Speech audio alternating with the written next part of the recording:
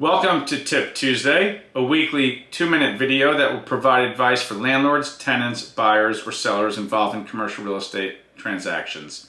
I'm Gary Broadus, principal and broker of Atlantic Commercial Group, a 23-year-old real estate brokerage and development company, and I also serve as an expert witness, assisting attorneys in their real estate litigation matters. Today's tip is for sellers and provisions for extensions in their purchase and sale agreements.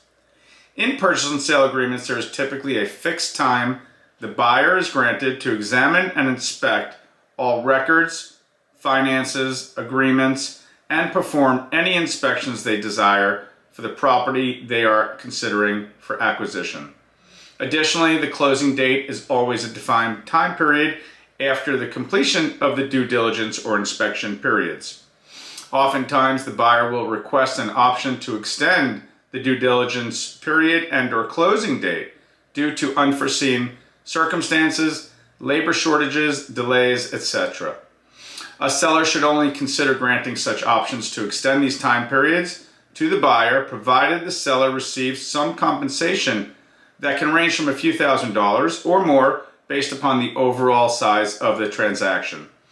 In the purchase and sale agreements, any payments that are agreed upon and actually made should be non-refundable, but applicable to the purchase price upon a successful closing. This provision allows for added time for the buyer, but also protects the interests of the seller and provides a penalty to the buyer should they not close on the property.